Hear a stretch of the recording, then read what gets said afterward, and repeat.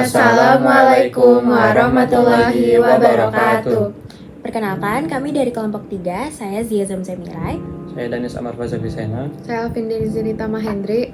Hari ini kami akan membahas tentang kedatangan Jepang di Indonesia. Pada 7 Desember 1941, Jepang melancarkan serangan besar-besaran ke pangkalan militer Amerika Serikat di Pearl Harbor, Hawaii. Serangan ini memicu meletusnya Perang Pasifik dan membuka jalan bagi Jepang untuk memperluas wilayahnya.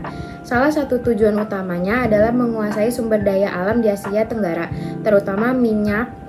Hindia Belanda yang kini kita kenal sebagai Indonesia menjadi target penting karena kekayaan alamnya yang melimpah.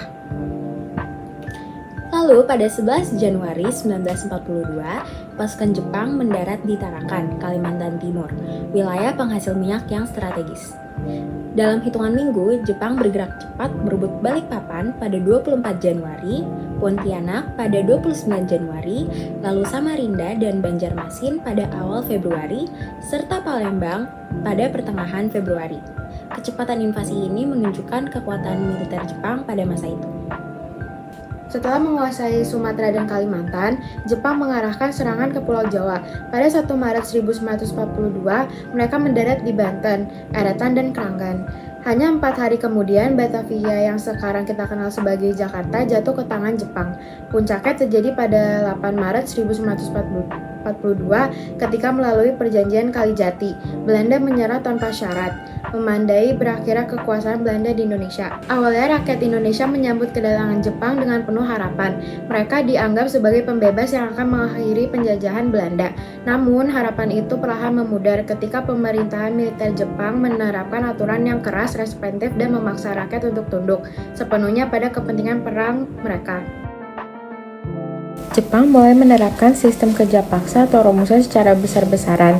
Diperkirakan antara 4 hingga 10 juta orang terlibat, dan banyak diantaranya meninggal akibat kelaparan, penyakit, dan perlakuan buruk.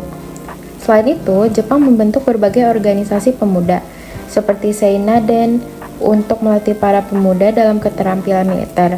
Walaupun tujuan utamanya adalah kepentingan perang Jepang, keterampilan ini kelak berguna dalam perjuangan kemerdekaan Indonesia. Pendudukan Jepang membawa dampak yang sangat berat bagi rakyat Indonesia. Eksploitasi sumber daya alam, kelaparan yang meluas, kerja paksa, dan penindasan politik menjadi bagian dari kehidupan sehari-hari.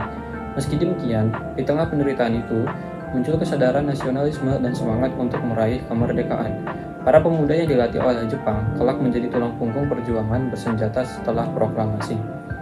Kesimpulannya adalah, kedatangan Jepang di Indonesia bukan hanya peristiwa perang dan pendudukan semata. Momen ini menjadi titik balik yang memicu kesadaran nasional dan semangat persatuan rakyat Indonesia. Meski rakyat menderita di bawah kekuasaan Jepang, pengalaman inilah yang mempersiapkan bangsa untuk berdiri sendiri dan memperjuangkan kemerdekaan yang akhirnya tercapai pada tahun 1945. Sekian dari kami, terima kasih sudah menonton video kami. Wassalamualaikum warahmatullahi wabarakatuh.